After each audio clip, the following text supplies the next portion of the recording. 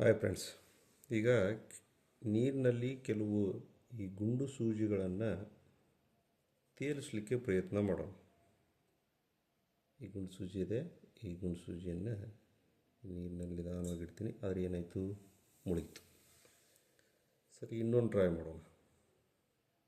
ಈ ಥರದ ಗುಂಡು ಸೂಜಿಯನ್ನು ನೀರಿನಲ್ಲಿ ಇಡಲಿಕ್ಕೆ ಪ್ರಯತ್ನ ಮಾಡ್ತೀನಿ. ಇದು ಮುಳೀತು. ಈ ಥರದ ಪಿನ್ನನ್ನು ನೀರಿನಾಗ ನಿಧಾನವಾಗಿ ತೇಲಿಸಲಿಕ್ಕೆ ಪ್ರಯತ್ನ ಮಾಡೋಣ. ಇದು ಮುಳೀತು. ಆದರೂ ತೇಲ್ತದ. ಬೇರೆ ರೀತಿ ಟ್ರೈ ಮಾಡ್ತೀನಿ ನಾನು.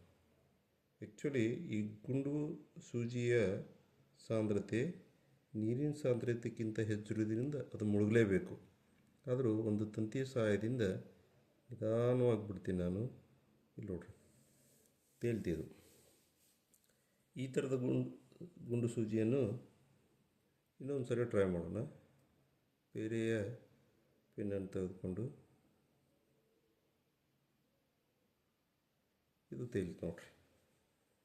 ಇದಕ್ಕೆ ಕಾರಣ ಏನಪ್ಪ ಅಂದರೆ ಸರ್ಫೇಸ್ ಟೆನ್ಷನ್ ಆಫ್ ವಾಟರ್ ಕಾರಣ. ಈ ಚಿಕ್ಕದಾದ ಗುಂಡು ಸೂಜಿಯನ್ನು ತೆಗೆದುಕೊಂಡೀನಿ, ಇದು ತೇಲಿತು.